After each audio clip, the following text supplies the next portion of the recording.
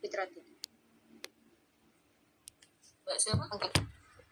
Izin menjawab Bu, dari saya Bu, Fitbatin Aziza, Dinas Puskesmas Ajung. Kami data ambil dari Renska Puskesmas dan beberapa dari PC program, seperti itu Bu. Dari Ajung? Nggih, Puskesmas Ajung Ibu.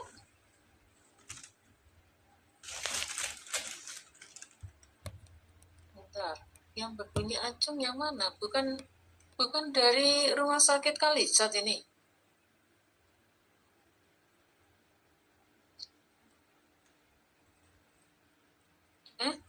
Iya. Kok kalau saya lihat di analisis SWOT-nya ini, makanya pertanyaan contoh ya, ini diambil dari mana? Di Rumah Sakit Kalisat kayaknya ini. Yang dimaksud Mbak Fitrotin yang contoh yang mananya? Data-data seperti tadi yang di USG yang dipaparkan tadi, itu kita ambil sebagian, kita masukkan ke di PPT sama UWOT. Tapi ini juga ternyata, mohon maaf Bu, salah. Makanya saya bingung membacanya ya. Kok antara kelompok dengan ininya, kelompok ini. Sehingga harusnya ya. Oke Bu, mohon maaf Bu.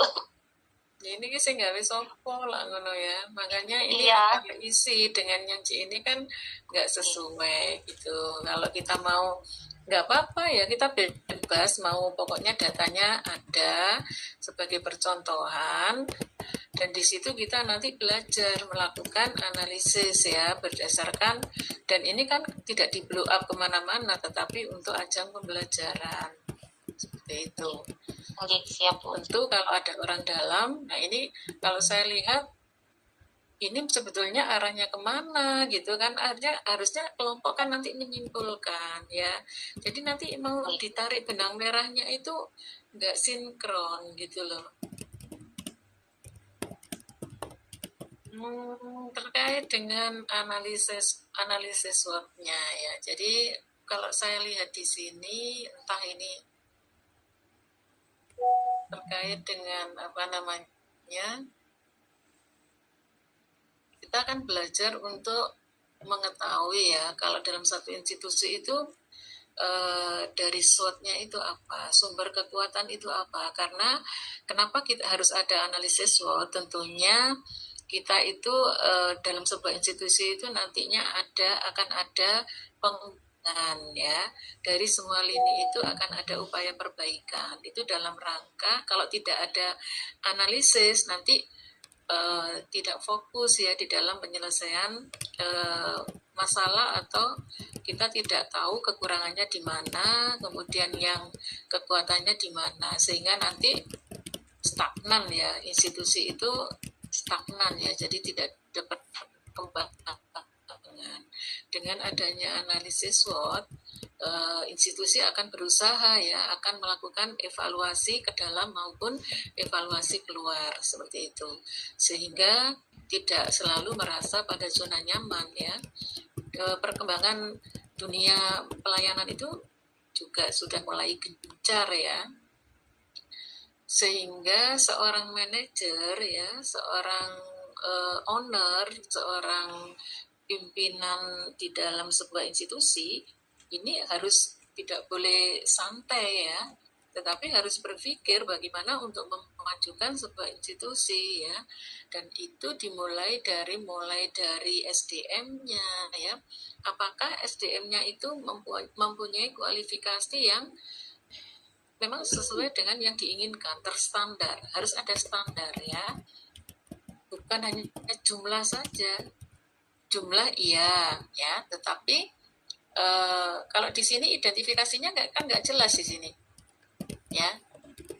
Identifikasi cuma ada ini, tetapi harusnya jumlahnya, kemudian kalau ada perawat, bidan, apoteker itu apakah sudah sesuai dengan kualifikasi ya. Karena kalau nanti ada akreditasi dalam sebuah institusi, pasti acuannya ke sana. sebuah akreditasi itu di dalam menilai itu juga berdasarkan analisis SWOT ya, cuman perangkatnya nanti berbeda-beda seperti itu ya. Ini harus jelas di sini ya. Masalah kekurangan SDM, bagaimana bisa menentukan masalah kekurangan SDM? Wong di sini di dalam tidak jelas gitu loh ya, di dalam menganalisis. Harusnya di situ kalau misalnya ini rumah sakit tipe apa ya, kemudian dia memberikan pelayanan apa saja, SDM-nya apakah sudah sesuai dengan kualifikasi yang sudah ditetapkan, apakah berdasarkan undang-undang ketenagaan ya, undang-undang nakes seperti itu. Kemudian disesuaikan dengan BOR ya. Jadi BOR itu antara tempat tidur, kemudian antara petugasnya kan harus sesuai dengan perbandingannya, sehingga nanti di dalam memberikan pelayanan nggak kontal-kontal gitu ya.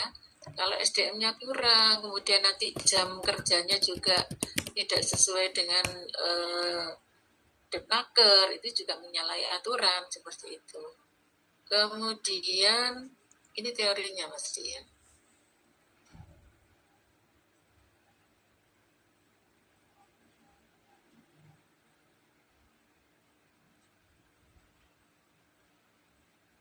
Yang masuk di ininya yang mana ya?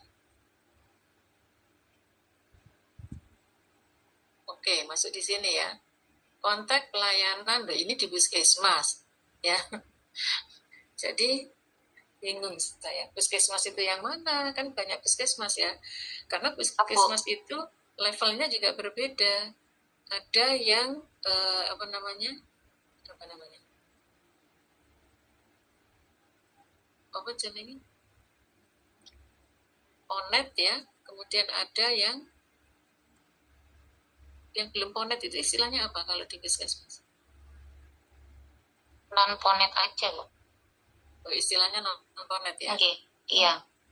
Nah, ini kan berbeda ya, berbeda standarnya menuju ponet atau apa ya.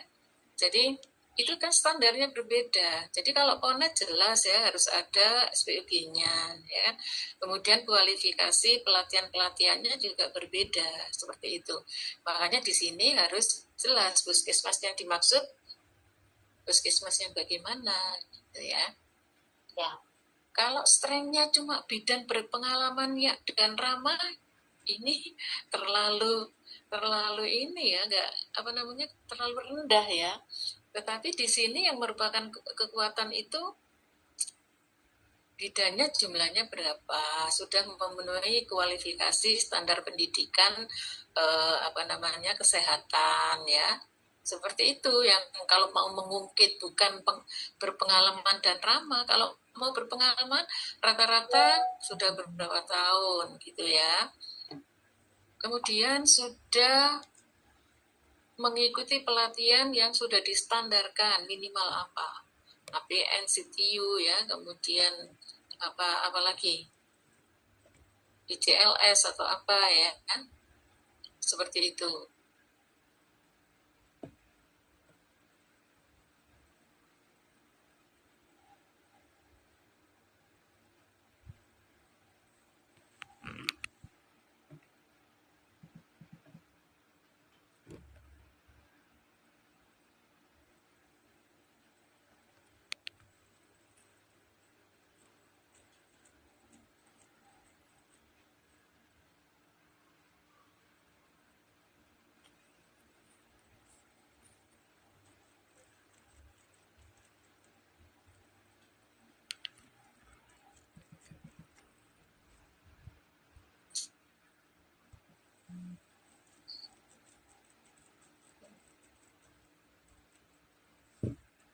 Kekuatan itu apa yang bisa diungkit gitu ya. Kekuatan berarti apa ini? Tawarkan pelayanan cepat dan nyaman, bersaing dengan ini merupakan suatu kekuatan ya, nggak jelas. Jadi harus dalam bentuk apa gitu ya. Misalnya kalau di puskesmas ini misalnya mempunyai apa? Kekhususannya apa yang bisa diunggulkan itu sebagai sumber kekuatan. Kelemahannya kurang promosi layanan ANC saja, yang lainnya tidak kurang. Ya, kenapa yang diungkit kelemahannya mengenai promosi layanan ANC? Untuk layanan nifas, untuk layanan balita, bayi, ya, alat yang kurang terkalibrasi. Nah, ini kan harus diulik. Kenapa ya? Akar permasalahan jadwal pelayanan belum fleksibel. Maksudnya bagaimana kok belum fleksibel? Jangan jawab, Bu. Untuk tugas VK sendiri itu kan cuma 7 bidan. Jadi bidan wilayah itu 1 bulan dijadwalkan juga di VK itu 3 sampai 4 kali dalam 1 bulan. Dan itu kan harapannya itu teman-teman yang orang wilayah habis pos malam itu pagi masih tetap posyan duduk di wilayah. Jadi kurang fleksibel. Jadi teman-teman juga bingung ngatur Artinya waktunya. begini, kan ini yang kita nilai adalah kacamata pelayanan secara umum gitu ya. Jadi kalau pelayanan secara umum, kalau harusnya pelayanan kan memang ada jam pelayanan ya. Jam pelayanan dimulai jam sekian sampai dengan sekian. Dan itu juga tidak menyalahi aturan ya. Karena ini institusi pemerintah gitu ya. Kemudian kan harusnya, nah ini harus masuk di apa namanya kekuatan juga bahwa ya untuk vaskes tingkat 1 pelayanan di sana yang tidak pernah menolak pasien. Kalau untuk tidak gawat darurat di sana melayani mulai hari Senin sampai dengan Jumat ya, kecuali untuk kegawat daruratan dan pelayanan ibu bersalin itu sewaktu-waktu bisa dilayani, itu kan juga sumber kekuatan. Jadi kalau jadwal pelayanan belum fleksibel, ini tidak menggambarkan suatu kelemahan ya. Yang dimaksud harus jelas. Beberapa kurang terkalibrasi. Beberapa alat itu apa? Apakah memang alat itu digunakan sebagai apa namanya alat untuk pelayanan sehari-hari? Jadi ini kalau tidak terkalibrasi berarti nanti hasil pemeriksaan tidak valid seperti itu.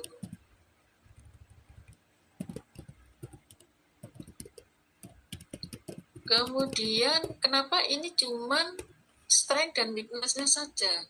Opportunity dan weakness treat-nya kok tidak dimunculkan? Kenapa? Mungkin ada alasan. Ya. Jadi nah ya. Ya, Bu. Siap. Iya. Kenapa ya? Apakah di sana itu kalau di sini bersaing dengan klinik swasta? Apakah di sekitar sana dengan jarak 1 kilo ya, dengan jarak berapa kilo itu sudah ada klinik tentang ini ya, kemudian ada rumah sakit tipe apa gitu atau yang lain ya, atau TPMB yang ini fasilitasnya, itu merupakan ancaman ya, seperti itu. Kemudian peluang yang bisa nanti dikembangkan apa bagi pelayanan ya? Apa kira-kira? Bahwa di sana peluangnya apa? Apakah lahannya, apakah SDM-nya, apakah alatnya, itu kan peluang untuk berkembang. Kira-kira ada nggak untuk peluang untuk mengembangkan puskesmas ini gitu ya? Ada nggak peluangnya? Ada, Bu. Jadi itu peluang untuk berkembang yang tadinya belum ponet menjadi ponet misalnya ya, yang itu kan bisa sebagai peluang ya. Kemudian karena SDM-nya sudah sekian gitu ya, kemudian standar pendidikannya kan, kalau peluang itu berkaitan dengan strength ya. Kemudian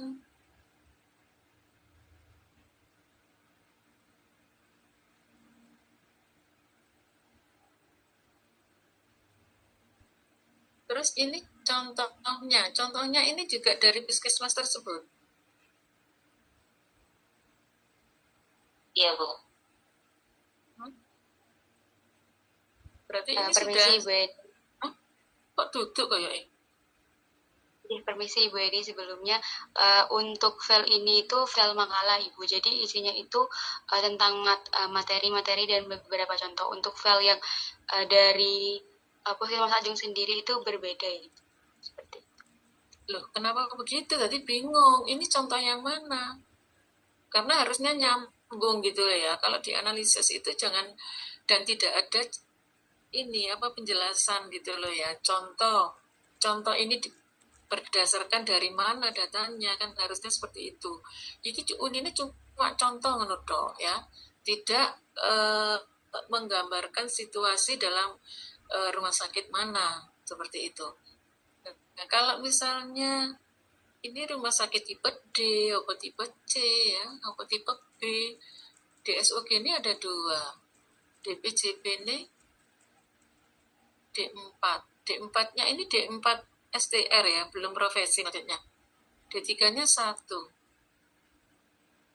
Apakah ini sudah cukup? SDM-nya D3-nya ini D3 apa saja? Ya. D3 itu kan banyak, ada D3 gizi, perawat, bidan, farmasi. Nah, ini nggak jelas di sini ya. Hanya ada D3 5 orang. Terus ini D3 1 orang terkait dengan masa kerja tok gitu ya.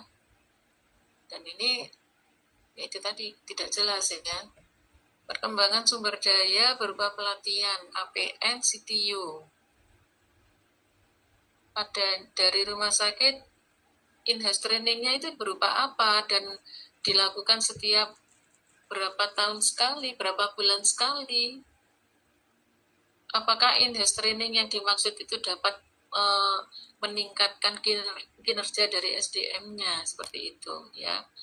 Berupa apa in-house trainingnya? Apakah pelatihnya dari teman-teman sendiri ataukah kerjasama dengan pihak luar seperti itu, sehingga ada dampak positif ya bagi pengembangan SDM seperti itu. Jadi semuanya harus jelas. Kalau seperti ini belum jelas. Dan kalau ini di sebuah rumah sakit, apakah ini hanya di ruangan tertentu gitu loh ya? Cuma sedikit sekali. D4-nya 2, D4 kebidanan, D3-nya 7. Witness-nya belum ada bidan yang mengikuti pelatihan MPKP. Berarti di sana belum menerapkan metode ini ya, metode apa namanya? Metode tim atau metode apa? Untuk manajemen. Apakah masih menggunakan metode fungsional ataukah menggunakan metode tim kan gitu ya. Jadi dan kalau memang ini pelatihan ini menjadi penting ya, nanti seorang ini menjadi prioritas utama ya misalnya ya. Karena kalau terkait dengan ketenagaan, apakah ini sudah tidak sesuaikah dengan kebutuhan masyarakat? Masyarakat membutuhkan SDM yang kualifikasinya terstandarkah? Apakah seperti itu? Ya, jadi harus detail di dalam melakukan analisis. Belum ada bidan yang merencanakan kuliah dalam waktu dekat. Dalam waktu dekat itu apa? 6 bulan kah? 1 tahun kah? Ya. Jadi bahasanya masih terlalu belum spesifik ini. Beban kerja bertambah karena tidak ada, maksudnya tugas administrasi yang bagaimana? Kalau saya baca ke bawah, ini sudah menggunakan digital ya. Kenapa ada tambahan ini? Ya, Jadi pimpinan itu kalau memang berarti kalau memang ada tambahan di luar ya, di luar fungsional pekerjaan kita, apakah itu juga mendapatkan reward ya? Nah, itu terkait dengan reward and punishment ya.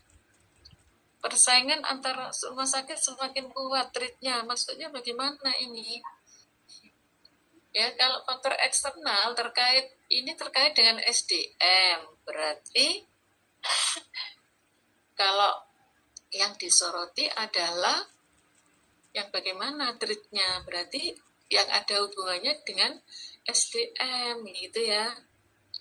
Ini tentang makin tingginya kesadaran masyarakat tentang hak pasien, nggak nyambung kan, gitu loh ya. Ini yang dibahas tentang strength-nya, tentang men ya, tentang SDM. Tapi di sini untuk treat-nya ini nggak nyambung, gitu loh. Yang menjadi ancaman itu bagaimana? Ancaman itu nanti bisa menurunkan apa? Menurunkan income ya, menurunkan apa namanya? Sehingga nanti banyak pasien yang tidak datang, sehingga nanti income rumah sakit juga akan turun, seperti itu ya. Kepercayaan masyarakat itu juga, karena pesaing di luar dan jaraknya dekat, itu sangat mendukung gitu ya. Jadi ini kurang nyambung, kurang spesifik untuk treatnya. Kemudian untuk modal, untuk money ya, strength-nya harusnya di sini pengelolaan tidak bergantung pada Pemda. Artinya begini ya, karena rumah sakit ini rumah sakit ya, bukan puskesmas ini. Puskesmas BLUD ya. Mohon maaf, Bu. Bingung gimana. Iya, ini puskesmas sebetulnya. Bawah nggak nyambung ini.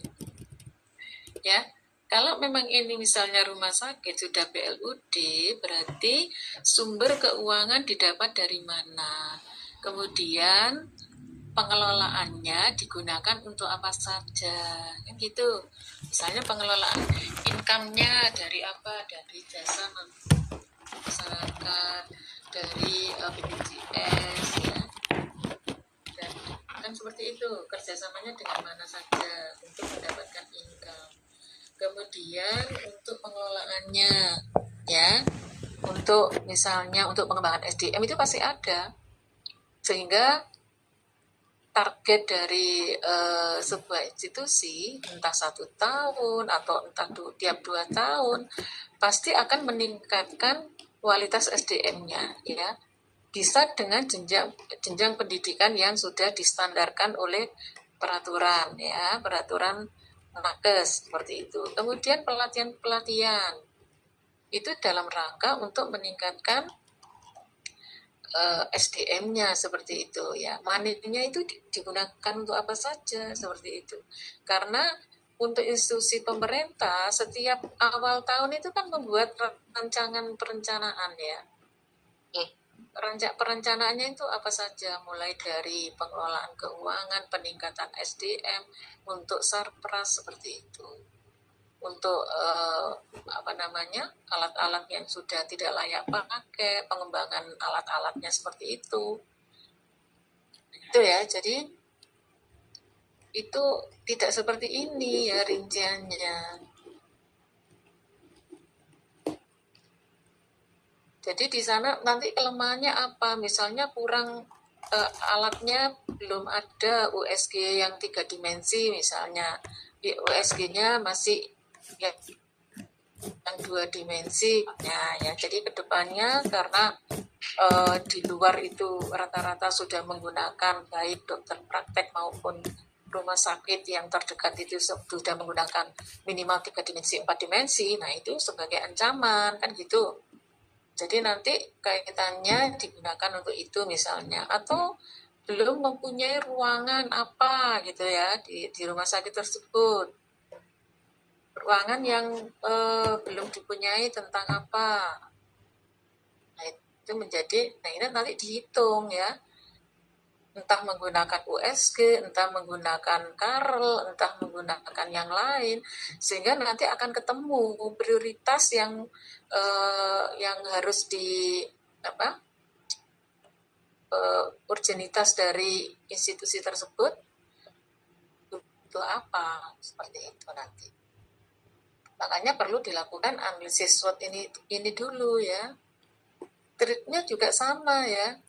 Kalau keuangan itu sebagai ancamannya apa? Bukan ini ya, sama nanti tuntutan masyarakat sama dengan yang SDM tadi. Nggak sama harusnya. Kemudian untuk material and machine ya.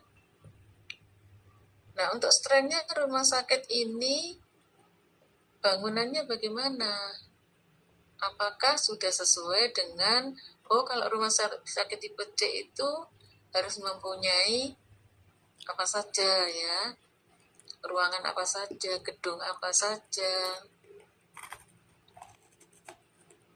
Kemudian pemeliharaan sudah dilakukan secara berkala. Loh, kok nggak nyambung dengan yang tadi ya? Kalau di sini dilakukan secara berkala, ya kan? Kalau tadi tidak. Nah, kalibrasinya masih belum. Weakness orang kursi roda yang dipunyai berapa? Itu loh ya. Apakah pintu ruang dari kayu, perawatan pemasangan korden cukup tinggi. Walaupun kordennya cukup tinggi, kalau lampunya, penerangan dari lampunya cukup, nggak ada masalah ya. Maksudnya kursi petugas kurang layak pakai. Jadi kalau misalnya di gambaran ruangan ya, misalnya dalam sebuah ruangan, ruang nifas misalnya, atau ruang bersalin, standar ruangan itu kan pasti ada tempat tidur ya. Tempat tidur pasien itu pasti ada meja gitu ya untuk tempat pasien ya. Kemudian ada lemari, atau biasanya kalau sederhana itu meja plus lemarinya jadi satu kan gitu. Kemudian ada tempat nurse-station-nya ya. Ruangan untuk nurse-station, ruangan untuk pengelolaan alat ya. Seperti itu. Nah, ini yang dipunyai itu, kalau ini rumah sakit secara umum, berarti kan dia mempunyai gedung apa saja yang dia punya, sampai dengan andalnya kan gitu. Tapi kalau mau mengambil dalam satu sisi, satu ruangan misalnya, ya bisa ya. Jadi ini strength-nya rumah sakit tipe C. Tapi untuk weakness-nya ini diambil dari satu ruangan, kan nggak memadai gitu loh ya. Artinya kalau weakness itu ya weakness-nya punyanya rumah sakit. Kelemahan rumah sakit apa? Terkait dengan sarana prasarananya ya. Misalnya ya itu tadi, semua alat-alatnya itu masih belum dikalibrasi dengan rutin, misalnya hanya alat tertentu belum menyeluruh misalnya ya. Belum ada loker petugas. Apakah ini berlaku hanya untuk satu ruangan yang lain sudah ada? Nah, ini yang tidak jelas ya. Jadi itu tadi, sinkronisasi antara yang strength dan itu harus sesuai. Tidak ada talang air, maksudnya apakah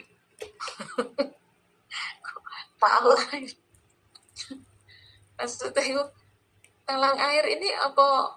Maksudnya pada musim hujan itu kebanjiran, kemudian ada evakuasi pasien atau bagaimana? Ada kejadian-kejadian apa ya? Sehingga ini merupakan suatu kelemahan ya. Pasien tidak nyaman, tempatnya lembab kah gitu loh ya.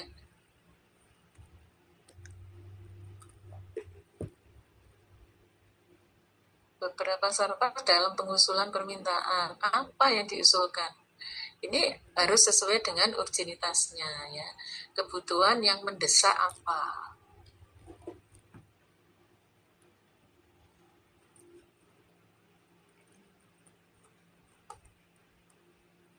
opportunity-nya, adanya program pelatihan pengoperasian alat. Di sana tidak ada ini apa petugas teknikalnya ya? Tidak ada, Bu. Ini Mbak Fitrotin menjawab untuk puskesmas atau untuk rumah sakit? Saya untuk puskesmas, untuk teknikal nggak ada. Jadi kalau bila ada permasalahan seperti kemarin di ruang gigi, bornya itu rusak, kita melakukan ini, Bu, perawatan alat bergigi dengan cara katalog dengan pengadaan. Jadi ada teknisi tersendiri dengan nanti menggunakan dana BUMD itu. Itu bisa untuk sewaktu-waktu bisa digunakan. Tidak bisa, Bu, karena sebetulnya kan kita untuk setahun ke depan kan sudah di perencanaan, jadi tidak bisa dadakan. Jadi harus sudah masuk usulan itu dalam 1 tahun sudah masuk sudah masuk dalam RKPMD dan sudah masuk di KIP gitu. Kalau usulan itu belum masuk, tapi dalam 1 tahun itu ada kejadian itu, kita konsul lagi ke dinas apakah bisa digeser atau enggak. Tapi dalam 1 tahun itu kan ada pendanaan 2, Bu. Ada APBD dan PAPBD. Mungkin kita agak bergeser ke belakang, nunggu dana PAPBD baru kita usulkan kembali. Seperti itu, Bu, pernyataan. Kalau memang itu misalnya urgent ya, kalau itu tidak segera ditanggulangi, berarti akan pelayanannya akan menjadi kacau balau gitu. Gimana? Jadi kan harus ada keputusan yang harus diambil oleh pemangku kebijakan. Jadi ada kondisi-kondisi tertentu kalau memang itu urgent ya, tidak menunggu pengusulan. Kalau menunggu pengusulan berarti pelayanan kacau balau dong. Nah, itu ya yang harus dipikirkan terkait dengan sarpras ya. Jadi sarpras itu kalau untuk pengadaan tahunan itu kan mesti ada ya usulan ya. Ada penambahan, kemudian ada untuk mengganti alat-alat yang sudah rusak, itu memang ada. Tetapi yang harus dipikirkan, makanya ini hubungannya dengan money juga, pengelolaan. Kalau memang sewaktu-waktu dibutuhkan dan itu urgent terkait dengan pelayanan kepada pasien, kepada masyarakat, apakah masih menunggu itu, gitu ya. Jadi apakah ada dana yang memang bisa digunakan sewaktu-waktu bisa seperti itu? Ada, Bu. Jadi yang saya maksud tadi untuk modal. Jadi kalau Barkes masih bisa bergeser pagunya, Bu. Jadi kita geser pagunya masih bisa kayak kemarin itu bisa. Tapi kalau dalam bentuk modal itu harus sesuai usulan. Tapi kalau sewaktu-waktu kayak tadi kan termasuk Barkes bisa, Bu. Oke, kemudian masuk ke metode ya. Metode ini apa yang dimaksud metode itu ya?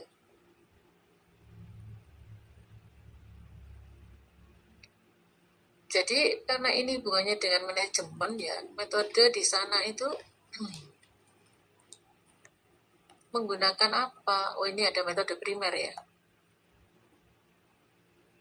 Metode primer itu yang bagaimana, Mbak?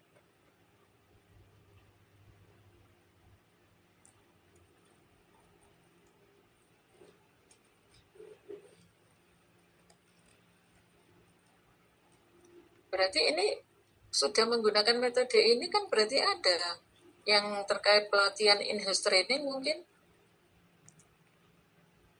yang sudah dilakukan. Ini anggap ditutup di sini. Ya, seperti itu. Jadi untuk metode selain terkait dengan penerapan manajemennya ya, tentang menggunakan metode TIM, metode primer, metode fungsional ya, ini disesuaikan dengan ada keterkaitannya dengan SDM.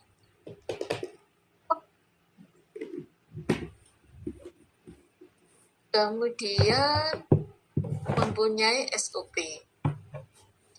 Bentuk kebijakannya bagaimana di sini? Kok di sini terkait dengan ini ya? rekam medis menggunakan paperless. Paperless yang dimaksud dalam bentuk apa? Kan bisa jadi satu, menggunakan IMR ya.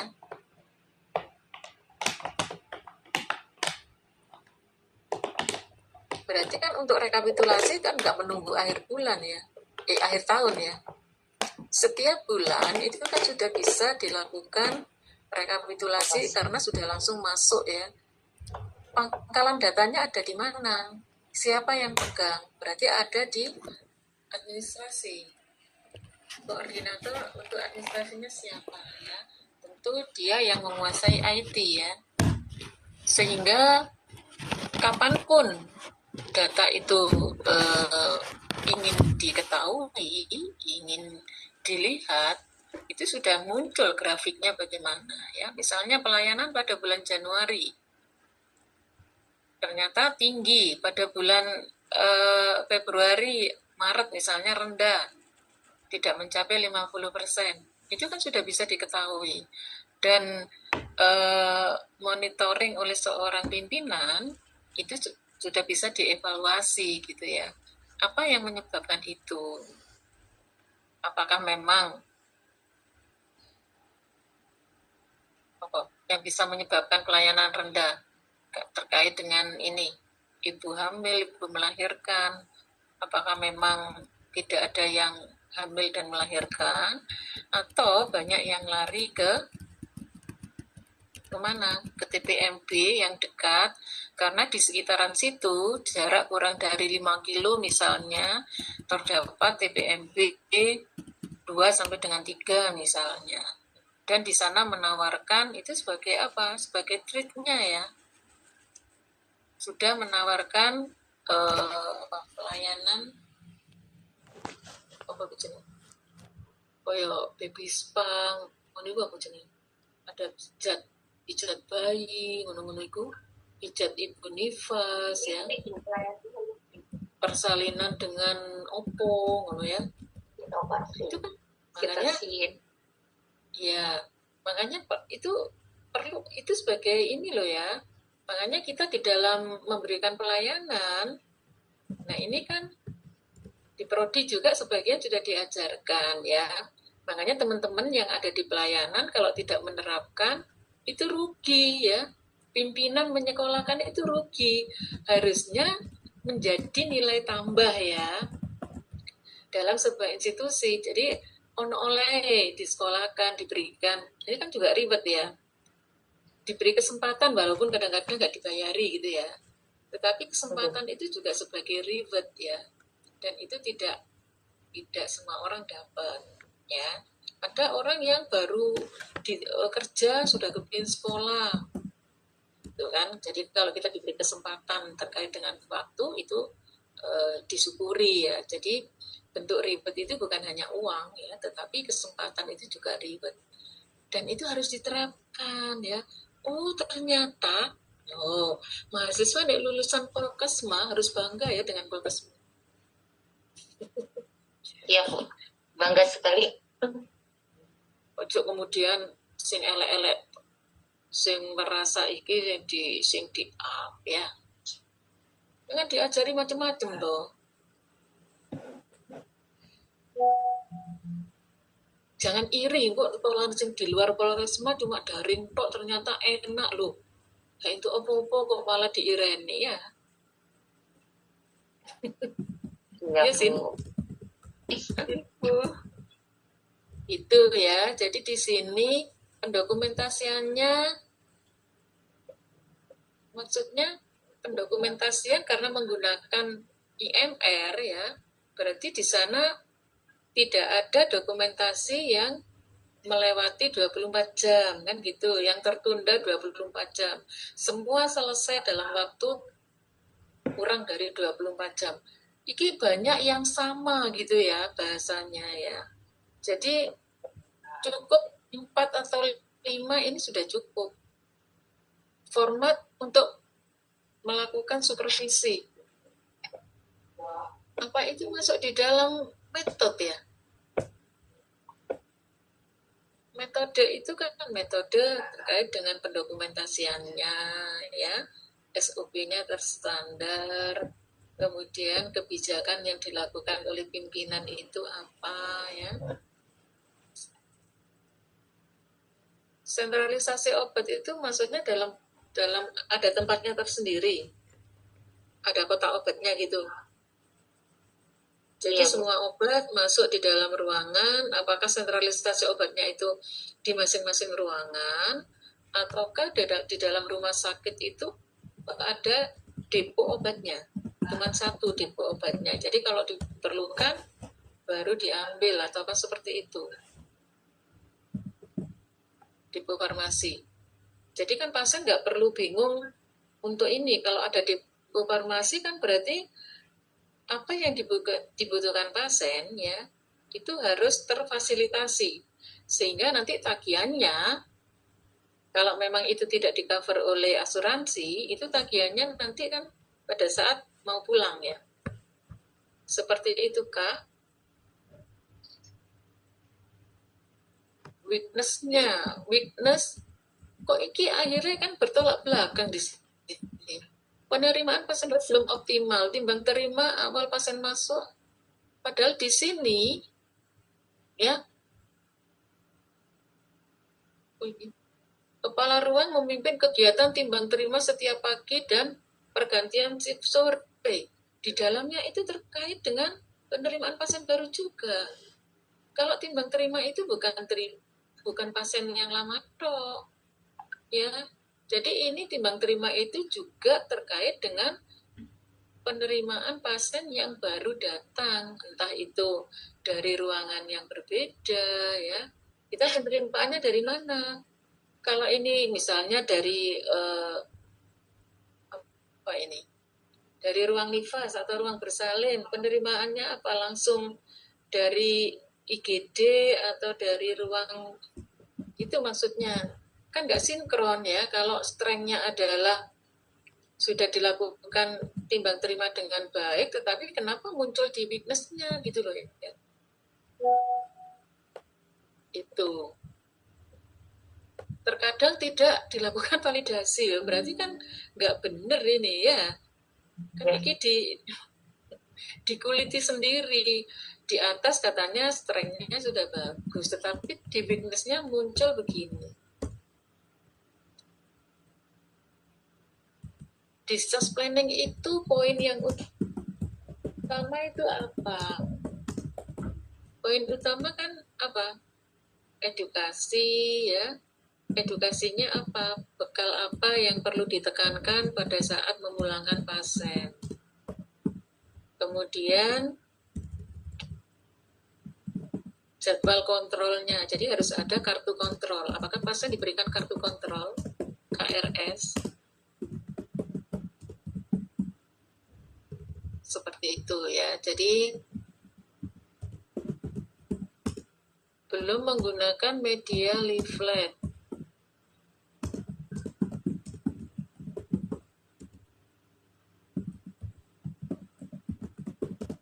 Rapat ruangan belum dilakukan tiap bulan. Nggak pernah ada rapat berarti. Untuk penyelesaian konflik ya, ya. Jadi kalau tidak setiap bulan, berarti ini karunya ya yang tidak paham tentang manajemen. Ada tidak ada masalah, setiap bulan itu harusnya ada ya. Kecuali kalau ada konflik baru memang dilakukan secara insidentil. Sehingga karena kalau untuk rapat itu kan perlu adanya info-info yang kekinian ya.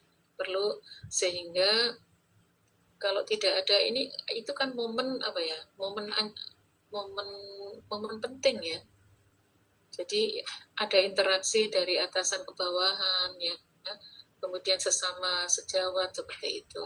Jadi kalau memang ada masalah itu segera bisa diatasi.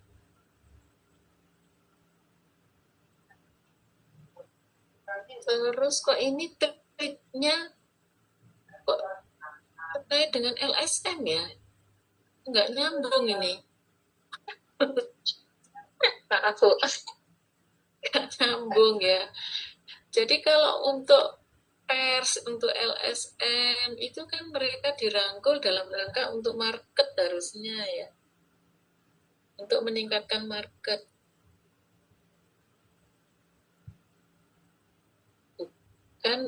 Bukan adanya ke ke metode ya. Metode itu nggak ada urusannya dengan ini. Ya, jadi untuk market itu strength. Jadi market itu supaya orang itu lebih tahu gitu kan ya. Lebih tahu bahwa di rumah sakit ini mempunyai ini loh. Berarti apa? Apakah dipasang spanduk-spanduk terkait sekarang di rumah sakit ini sudah bisa memberikan pelayanan apa yang terbaru misalnya.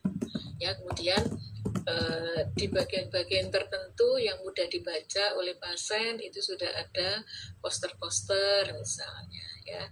Jadi itu bukan tentang ini maksudnya ya.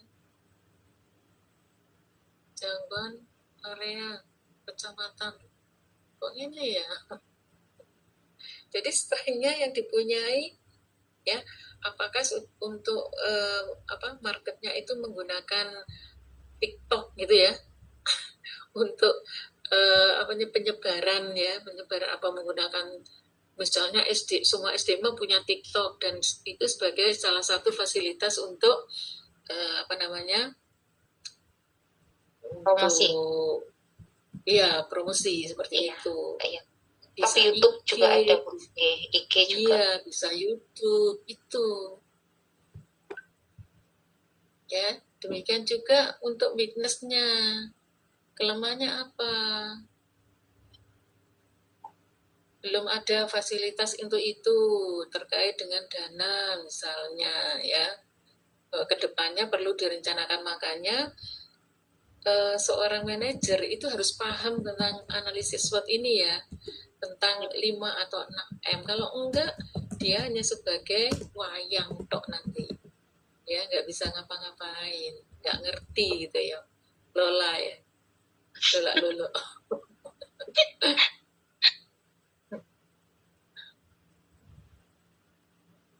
Oke, yang lain juga seperti itu. Treatnya, adanya klinik swasta di sekitar. Apa saja kliniknya, jaraknya berapa gitu ya. Termasuk bidan praktek swastanya ada berapa ya. Sehingga kita bersaing, tetapi bersaing sehat ya. Bukan bersaing dengan menjelek-jelekan. Bukan. Itu nggak sehat itu. Kayak tetangga kita. Gak loh ya, kok guyu-guyu deh. Itu ya. Nah, terkait dengan penerapan ini, untuk memprioritaskan mana yang perlu diinikan ya. Jadi harus dari analisis itu nanti kan ketemu, oh ternyata weakness-nya itu ini di list mulai dari M1 sampai dengan 6. Kemudian baru nanti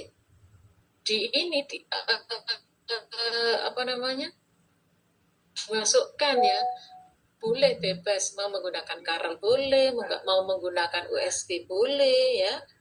Jadi semua metode itu ada kelemahan dan ada lebih. Iya. Dan itu harus juga berdasarkan kesepakatan. Benar katanya siapa tadi?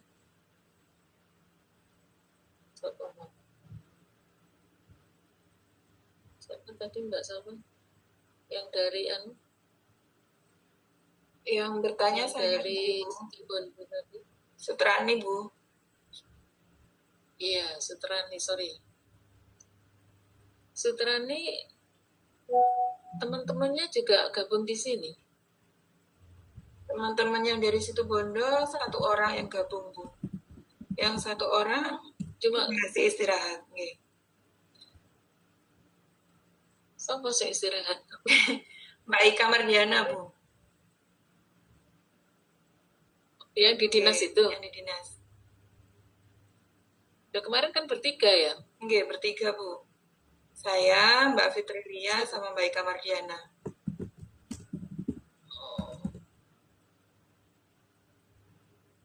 Jadi kalau teman-teman tadi ada yang mengatakan, oh di tempat saya ternyata sepertinya kok banyak pakai metode USG, nggak apa-apa ya. Jadi memang mungkin lebih mudah karena dia cuma menggunakan 3 domain penilaian ya, urgenitas, kemudian itu tadi ya kan,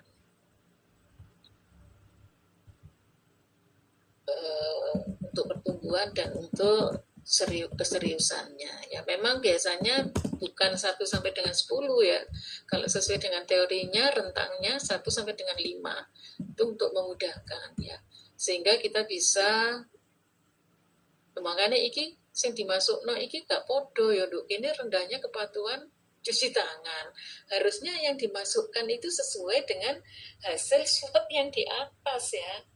Sehingga Iya, Bu. nanti bisa karena untuk urutan prioritas ini menjadi berarti yang perlu dikerjakan lebih dulu itu yang masuk prioritas pertama seperti itu ya. Berarti itu harus kalau prioritas pertama 2 dan 3 berarti paling tidak harus bisa diselesaikan dalam waktu kurang dari 6 bulan seperti itu ya. Apalagi kalau cuma cuci tangan ya. Makanya kalau pada saat supervisi misalnya PPI-nya ya itu harus kereng ya, supaya apa? Tumbuh kesadaran perilaku profesionalismenya. Jadi kadang-kadang teman-teman itu kan ngomongnya itu sudah kerja sesuai dengan profesional. Aku profesional. Nah, profesional kan dimulai dari hal kecil. Contohnya di sini ya, cuci tangan. Apakah sudah ajak cuci tangannya ya? Jangan untuk wastafelnya aja sudah nggak bisa digunakan ya, atau untuk untuk hand sanitizer-nya tidak banyak, sering kosong seperti itu. Kalibrasi alat resusitasi, jadi ini nggak nyambung ya. Jadi kalau nanti harus disambungkan, jadi runtut mulai dari atas sampai masuk ke dalam prioritas itu contohnya harus sama. Sehingga nanti ditarik kesimpulan, berarti seorang manajer itu ditentukan ya, urutan nomor 1, 2, dan 3 itu masuk prioritas solusi jangka pendek. Kemudian yang berikutnya solusi jangka panjang yang harus bisa dilaksanakan dalam kurun waktu sekian tahun gitu nanti ya, kesimpulannya ke sana. Karena tujuan untuk melakukan analisis SWOT itu dan prioritas itu adalah untuk membuat keputusan dan kebijakan ya, dalam suatu institusi seperti itu kesimpulan. Itu dari saya. Terima kasih, Bu. Baik, terima kasih Weni untuk masukan dan juga pendapatnya kepada teman-teman atau Mbak-Mbak. Mungkin ada yang ingin ditanyakan kepada Ibu Weni, dipersilakan. Ya, saya Ibu izin bertanya. Ya, silakan Mbak Sutrani. Oke. Selama ini kan kami dalam menentukan prioritas masalah itu menggunakan USG ya Bu. Tapi itu kan kita dari tim itu ada 9 orang, tim perencanaan. Nah, dari beberapa permasalahan kita scoring itu berdasarkan penilaian masing-masing pribadi tim tersebut. Apakah itu sudah benar Bu? Atau yang sebenarnya itu yang benar itu seperti apa? Jadi kami itu menilai, ini sepertinya lebih penting untuk didahulukan, jadi kita kasih skor 5. Yang ini lebih lebih tidak urgent. Apakah benar seperti itu Bu? Atau mungkin ada patokan lain untuk menentukan nilainya tersebut? Terima kasih Bu. Oke, jadi untuk menentukan tingkat urgenitas itu tergantung kebutuhan dalam satu institusi. Dan ini kan di dalam melakukan penilaian itu harus harus kumpul gitu ya. Harus dalam bentuk rapat, kumpul, kemudian di list ya. Jadi ditali-tali seperti itu. Baru nanti akan dibuat kesepakatan. Jadi kalau memang ada yang tidak sepakat, ya itu fleksibel ya. Jadi semua untuk penilaian itu tidak lepas dari unsur subjektivitas, tetapi kacamatanya adalah kebutuhan institusi, tetap itu dinomorsatukan. Itu Mbak Sutrani. Jadi nggak bisa kalau lepas dari subjektivitas, tetapi tetap pada saat mengedepankan untuk penilaian ya itu ada argumen yang perlu disampaikan gitu. Gitu. Terima kasih Bu. Ya. Okay. Mohon izin bertanya Bu Eni. Silakan Mbak Fitri. Bu, ini saya mau tanya untuk pemberian skor nih Bu. Sebenarnya ada 5 masalah yang ditemukan. Itu kalau buatnya gitu ya Bu, itu kan ada skor 1 sampai 5. Itu kalau saya buat itu tidak harus sama, 1 sampai 5 itu dibagi dari 5 ke 5 masalah tersebut. Apakah seperti itu? Ataukah kita bisa membuat skor dari masalah itu sama Bu? 2 masalah menjadi 5 skor atau bagaimana Bu? Apakah harus berbeda? Gitu. Jadi gini, untuk menentukan skor itu kan harus ada yang mandu pada saat kita dalam sebuah pertemuan atau rapat ya. Kalau masalah ini diberikan nilai 4 atau nilai 5 itu bagaimana? Dan harus dikemukakan urgensinya. Sebetulnya hampir sama ya. Karel itu juga seperti itu, USG itu juga seperti itu. Jadi tidak berdasarkan penilaian satu orang saja, ya. Misalnya ada yang mandegani gitu loh ya, ada yang memimpin, ya. Jadi menurut ini, nah itu kalau memang nanti ingin mengumpulkan banyak suara, misalnya ada 10 orang, yaitu nanti dilakukan dan di rata-rata nilainya, gitu seperti itu. Dari nilai urgensinya berarti rata-rata nilainya sekian. Masing-masing individu akan memberikan nilai yang berbeda. Bisa juga dipandu seperti itu. Semua sistem sama. Sehingga nanti semua harus sepakat dari hasil rapat tersebut bahwa memang poin ini menjadi urgensi dan harus diprioritaskan, mendapatkan yang segera untuk diselesaikan seperti itu. Gitu Mbak Fitri. Izin bertanya lagi Bu, adakah kemungkinan dari 5 masalah tersebut 2 dengan skor yang sama Bu? Bisa juga sama nilainya, tetapi kembali lagi nanti yaitu disepakati lagi. Dari 2 poin ini mana ya yang urgenitasnya yang perlu didahulukan seperti itu. Kemungkinan untuk itu tetap ada nilai sama.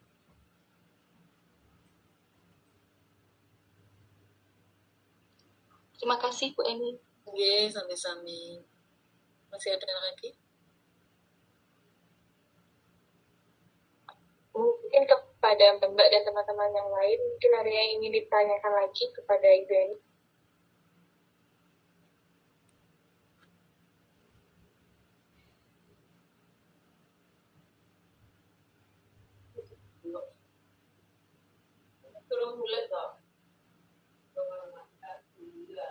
Izin bertanya Bu, nanti kelompok kami memperbaiki ini ya Bu, memilih puskesmas atau rumah sakit ditentukan dan disesuaikan dari depan sampai akhir gitu nggak Bu? Apa Mbak?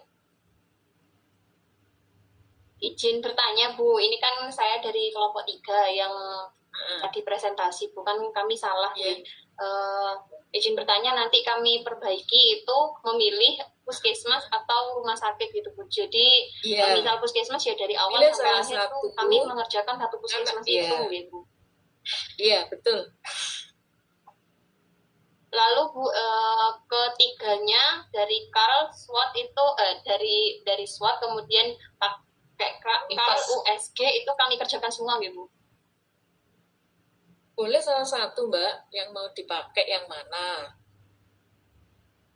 Tidak semuanya. Kalau mau mencoba semuanya ya nggak apa. lebih bagus. Nanti akan ada perbedaan nggak? Seperti itu. Siap Bu, matur nuwun Bu. Saya rasa itu ya. Bisa ditarik kesimpulan ya dari hasil diskusi ini, dan mudah-mudahan masukan saya memberikan nilai tambah ya. Mudah-mudahan mahasiswa tidak menjadi bingung pada saat nanti praktek MPKP pada semester 2 akhir itu sudah punya pegangan gitu ya. Oke, selamat sore, selamat berlibur ya. Terima Terima kasih kasih Bu banyak. Eni. Untuk kami